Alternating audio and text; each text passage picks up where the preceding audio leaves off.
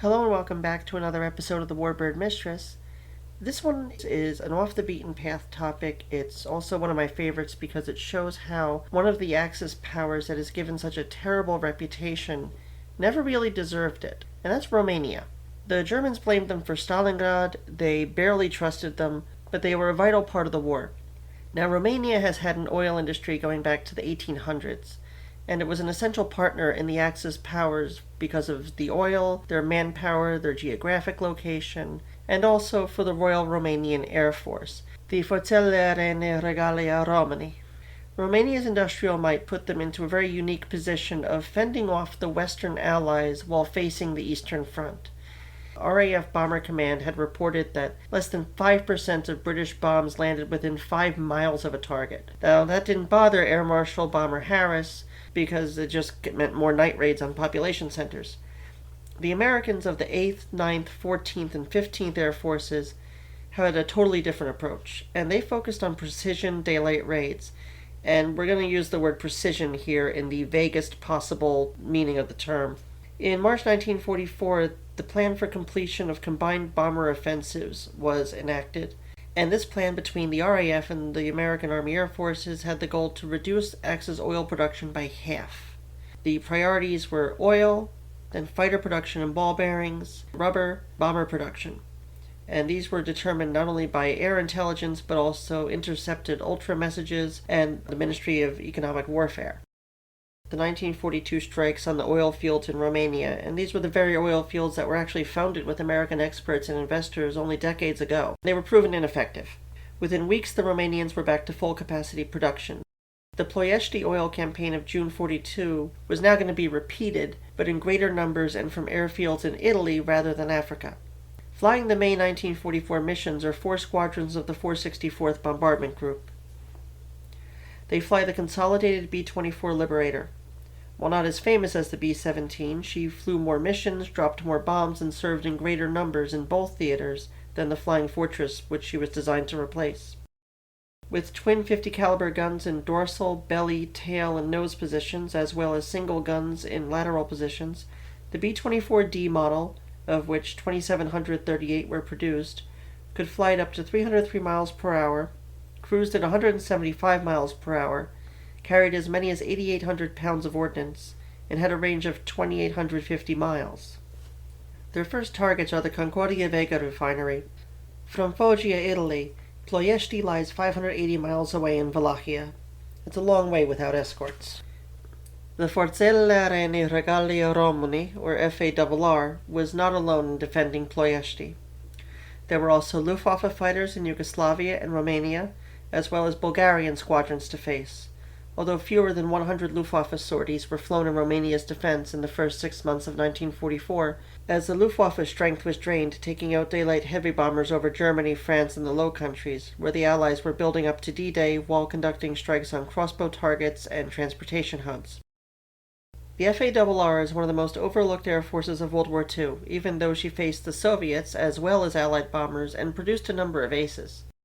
They flew German-supplied fighters, especially the Messerschmitt Bf-109, as well as their own designs. The most famous of these would be the Romanian fighter IAR-80 and the upgraded IAR-81.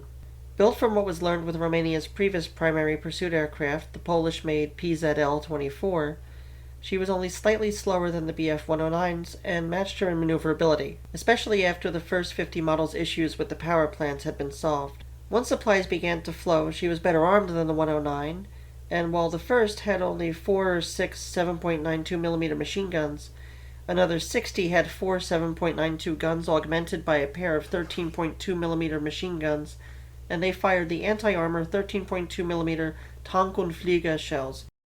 The 148 examples of the IAR-81C model had 2 20mm Icaria autocannons and 2 lighter machine guns. These would be the standard examples from 1943 to the end of the war.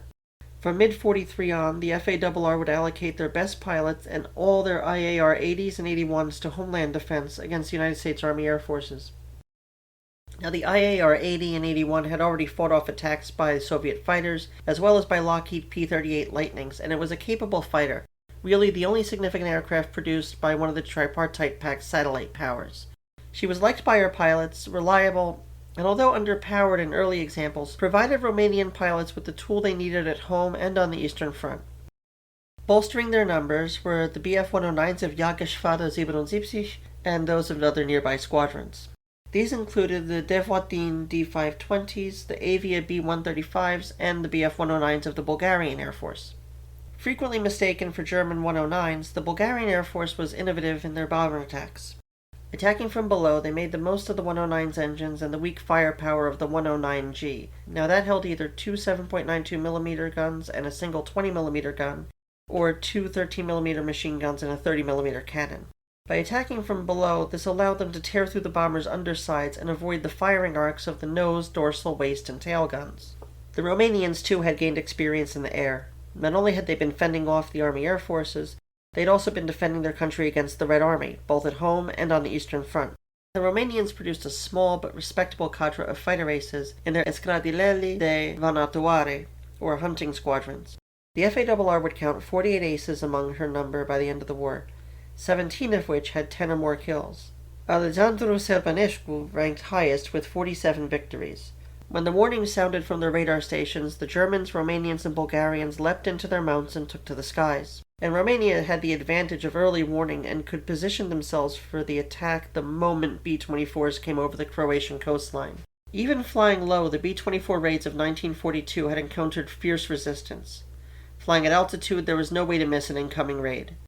By 1944, the Romanian supply of ammunition, machine guns, cannon, and better quality engines had made a significant difference from where they were in 1942, and the Allies would soon find this out. The American crews, in fact, often mistook the IAR-80 series for FW-190s, and they mistook the Romanians for Germans. Neither the Allies nor the Germans had had much confidence in the Royal Romanian Air Force, but it was their pilots and their planes that were taking down the B-24s and P-38s, and eventually they would only be outclassed by the P-51 Mustang, the Mustang entering service later in 1944. Now the first opposition the bombers would face would be Croatian, Romanian, and German flak. The 88s were sparser over Romania, whose heavy anti-aircraft weapon was, ironically, the British Vickers Model 1931 75mm heavy anti-aircraft gun. A significant portion of Romania's 200 examples of these British-designed flak guns were in the path towards Wallachia's oil fields. Most Romanian flak was 40mm Bofors guns and German-made 37mm and 20mm guns, so the flak wasn't as thick over Germany, but it could not be ignored. When the flak stopped, that was a signal for the fighters to begin their approaches against the Liberators as they crossed over the Balkans towards their target. American gunners were at the ready with their 50 caliber Browning heavy machine guns. German fighter pilots took off knowing that they would down a bomber to preserve their supply of oil. Bulgarian pilots feared more strikes on Sofia, and Romanian pilots were fighting for their homeland. Most Romanian fighter units were in Bessarabia or the Black Sea province of Dobrogea, with others in Transylvania far to the northwest of Bucharest and Ploiești. Romanian fighter pilots looked forward to American raids which were unescorted, slow, and aimed at their own countrymen. Using tactics they had tested on American bombers in the years before and against Russian bombers over the reclaimed Bessarabia and over the Ukraine, they had experience and skills to back up their determination. Fighting over their own homeland, a homeland facing the Red Army in Moldavia and Bessarabia, and whose neighbor Hungary had been occupied by Germany that very March, survival was on everyone's mind. Once over the target, the Liberators let loose. The oil fields smoked and flamed and the bombers turned back to Italy, hoping to evade Romanian, German, and Bulgarian interceptors and flak along the way. 21 missions were flown against Ploiești in May 1944, and 4,423 tons of bombs were dropped on the targets. Of those 4,423 tons of bombs, only 13% struck somewhere within a vaguely defined target area, and 12% of the bombs were duds. In the end, only about 1 to 5% struck the targets. Now this means in approximate terms that out of 1,005 bombers over the target, in these precision strikes, 10 to 50 bomber loads of ordnance landed where they should. While little damage was done in the first few weeks, by the end of the war the strikes on oil targets would reduce the Axis oil supply to a trickle. The rail yards that ran right up to the refineries were destroyed along with the valuable rolling stock.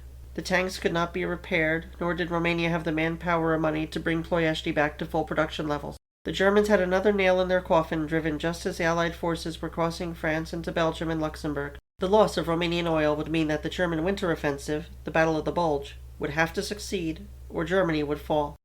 Romania would fall first. King Michael's coup against Ion Antonescu's government on 23rd of August 1944 put the king back in charge of his kingdom. King Michael had been a figurehead under Ion Antonescu's regime, a fascist government that leaned heavily towards National Socialism. Now it was Michael's Romania. Unfortunately, this meant dealing with the tyrannical, regicidal dragon banging through the door, the Soviet Union. An immediate ceasefire with the Soviets backfired, and that led to over 130,000 Romanians being shipped off to camps in the USSR as prisoners of a war they had just agreed to end.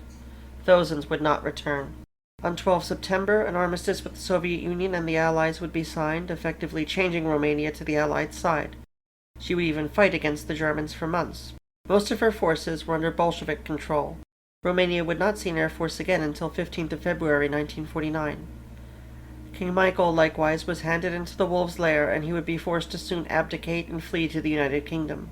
He would not see his homeland again until after the fall of one of the most dangerous, corrupt, and deadly communist regimes of all time. Once more, thanks for tuning in. If you're enjoying my creations, please share this video with your friends in your groups on Facebook and YouTube. I'm also on Patreon. If you liked it, I really do hope you share your thoughts and comments here. If you don't like it, let me know too. I'm always trying to improve what I do. Please do consider supporting these creations as well. Your contributions really do help with software, media, hardware costs, and they are greatly appreciated. Subscriptions on Patreon start for as little as $3, and as soon as I start to get a few more subscribers, there's going to be a lot of exclusive content on there. Always remember too to check in and see what you may have missed, and check in regularly for new content. This is Claire, and I am the Warbird Mistress. Take care.